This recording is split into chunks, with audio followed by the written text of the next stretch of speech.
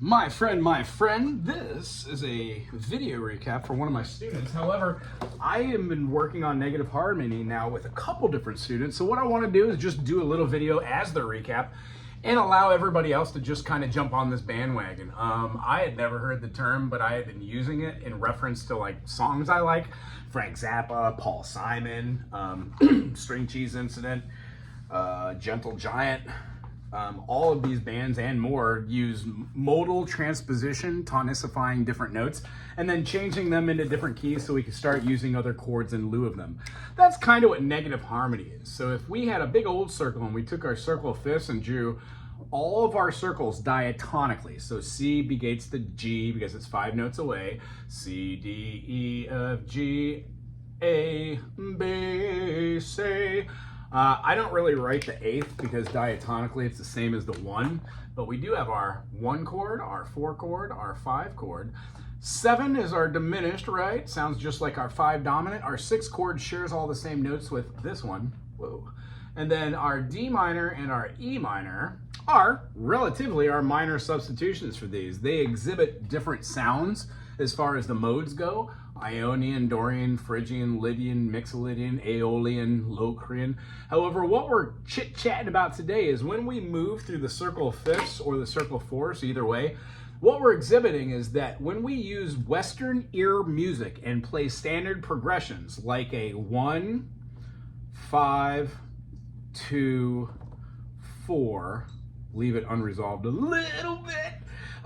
We can do a plagal thing at the end. And that the circle fourths over here, when we're using the negative harmonies in function, we're essentially doing a tension release from what we would consider the dominant or the subdominant or the root, giving a little bit more gravitas to the notes that come in betwixt. When we look at a major chord or a key signature, no matter if it's F sharp, B flat, A sharp, hypothetically, we can look at these notes as not really having anything other than this.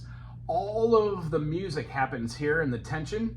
We use this as a lending or leading tone, but when we play the 5 dominant, we're quite literally playing a triad of a G, B, and then a D, utilizing 1, 3, 5.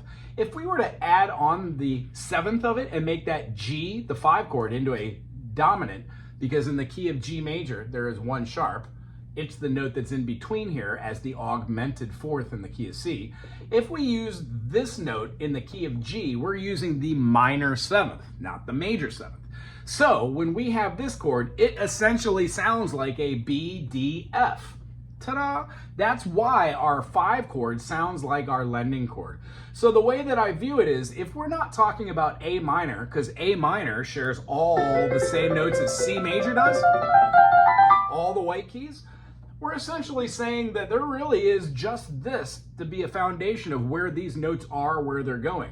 When we use the A, we're using it generally as a backdoor cadence, meaning we're using this as a deceptive tool to fool the ear into thinking we're going to resolve to the G, but do not generally. And then in most music, when we use this B diminished, we're using it as a 5 dominant. There are certain cases where the diminished can be tonicified, and we can use modal structures out of there like Locrian, or whole step, half steps, or anything really that starts with a half step function, floating into like different forms of Phrygian, which turn into its modus of that. But that's a little bit too in depth here. So continuing on, when we go to our D, and we have our A, and we have our E, then our B, we would then end up with our F sharp. Now, when we're moving this circle of fifths through, what we want to do, we'll come back to that cadence. We can remember that, right? When we go through this cadence, we've got our B, and then we have our F sharp. For purposes of this, I'm just going to call it a G flat. And then right here, I'm going to put over on the other side our D flat. You got it. So one of the things in the references that I like to do is just to draw out the circle of fifths in this nature. If you wanted to keep that F sharp, write the notes next to it so you can actually start visualizing those as well. So F sharp, and then if we put C sharp out here, we'll move it in a second. Let's put our flats over here. We have an F. Our next flat is a B flat. After that, we have our E flat, A flat, and then we've got our D flat. Wonderful.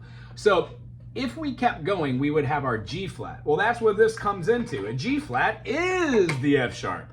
Da-da-da-da-da-da. Boom. And then our D flat is a C sharp. Hence, we don't really need to have our circle of fifths having these two miscellaneous keys, both of which, sorry, that should have been a flat, both of which have 7 flats or 7 sharps depending. This is how we use our circle for negative harmony. Let's grab a green marker because it's awesome.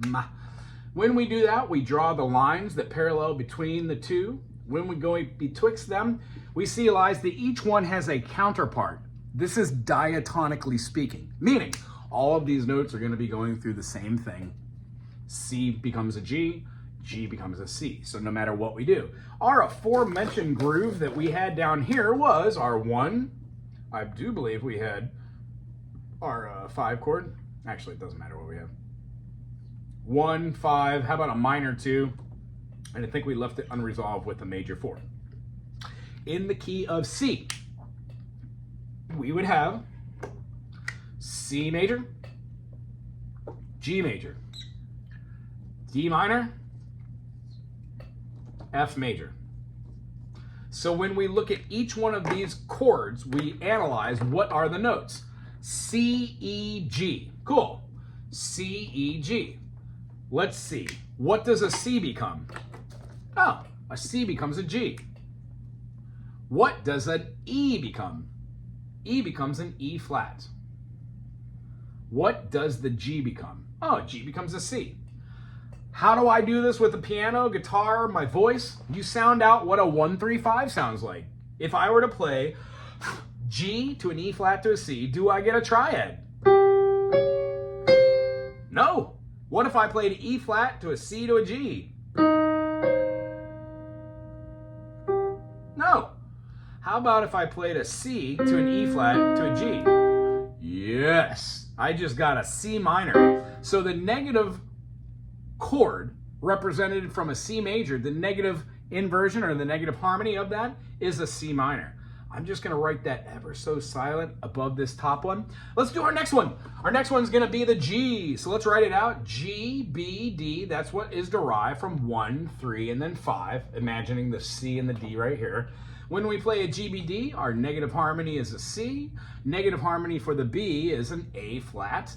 And then our negative harmony for that D would be to the F. Well, looking at this, you might not be able to just see this as being an F minor. However, when we start to view these as being inversions and you do the test of using your fingers to do the triads, you can try them out by playing a C, an A flat, and then an F, and hearing if that makes a chord. Yeah, it kind of does. What does that make? F, A flat, and C. When we take that, that's an inversion, what we just tried. C, F, A flat. So when we do that, that makes out a C, F, A flat. That would be an F minor. So we're going to write our negative harmony chord right there. Next one, we have a D, D major or D minor. Looks like it's a D minor, meaning D, F, A. We just did a couple of these, but D would give an F. Our F would give a D, nice. And then our A would make a B flat. Well, when we're doing this, look at our chords. If we were to play an F, a B flat, and a D, what does that make? Well, nice. Let's switch that around and just look at that harmony. If we had a B flat, D, and an F sharp, that would give us some weird augment or a dim there. If we're playing this just for its D, and we have our F and a B flat, ooh, we just heard it there then. So what is that? Yeah, we can start moving these functions and seeing that as being a B flat major. B flat, D, F. So our B flat major can go right here. That's our negative harmony chord. And then our F, F, A, and C. F becomes a D, A becomes the B flat, and then the C becomes the G. So once again, we look for reoccurring themes. If we just play the notes D, B flat, and then G, does that make a chord? Yeah, it sounds like a minor, doesn't it? Find our minor third, add the fifth. Is that an inversion? Yeah, it was. This is a G minor. So what we've seen is by using the 1, 4, and 5 in a key, the 1 having tonified itself and having a little bit of tension where every other chord and every other note kind of wants to go back to, by seeing the subdominant as having a lot of tension but not as much as the G, and then realizing A minor is C. B diminish is our 5 dominant. We're quite literally working with this construct. When we change into a negative harmony, like in this case, the C became a C minor, we're drawing the ear away from what made a C major, which would have been a constitution of 4 minor seconds and 3 minor seconds. That would have equaled our major. Now, if we're seeing our constitution of our minor seconds as being 3 minor seconds and 4 minor seconds, we derive a minor chord. Meaning we have flipped the feeling of what the chord should be doing, drawing tension. Does not change the fact that the tension still goes to the G, but now our E flat has more of a draw towards the D, which is unstable, and not the F, which was unstable. The stable chord now resounding towards this would be the C as well as the E and the G. Since we have an E flat, our stable chord now has a different interval. That's what makes a negative harmony. It changes the amount of tension onto where that chord wants to happen. So if we were to play this out loud, we would have the first movement having a C major, and let's just play it super simple in the beginning. To a G, to a D, to an F. That's our groove.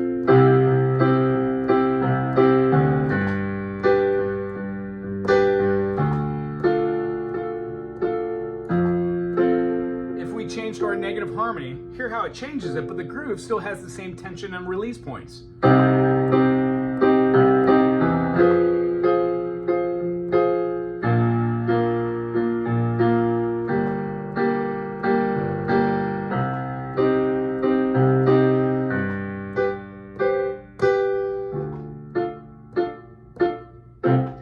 We can switch in and out of these. You don't have to change the whole progression. What you're doing is maybe wanting to substitute one of the notes out of it, which would mean get rid of that C minor, but play the rest of them the same. First time through, play the C major, to the G, to the D, to the F. Now play the C major, but now go to the F minor, to the B flat, to the G minor, C. Hear how that changed the progression? What we're looking for is to get rid of some of the nonsense that we had as far as having these songs remain stagnant and see if we can create melodies utilizing different notes now with the same tension and release. Let's try that G minor on top of all this, excluding the F. First time through, use the F. Second time through, try the G minor. Notate in your brain or observe what the feeling is.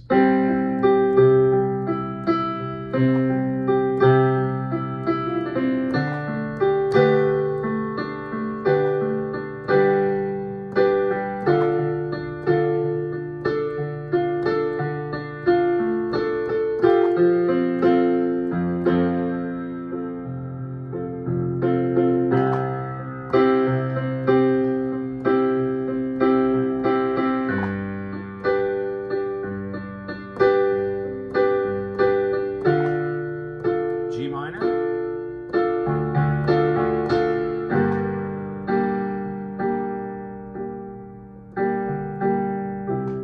Interesting. Not a big fan of that G minor there. What if we were to play the C minor, F minor, D, and F?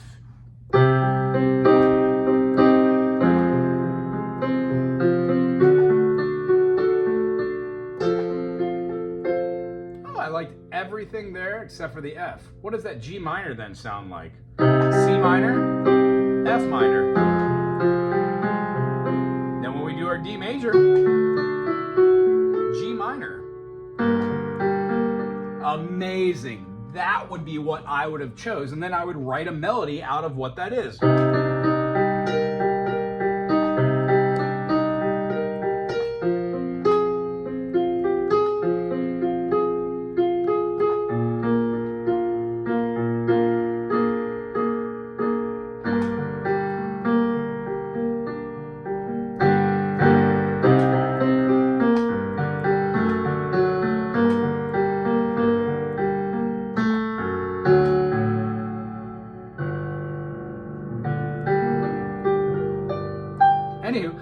this explanation of negative harmony was a little bit clearer to understand. We're going to work on this a couple different times. Remember, this isn't the end-all, beat-all of all the different kind of theory concepts we're going to do, but it does allow us to use the circle of fifths in a different function.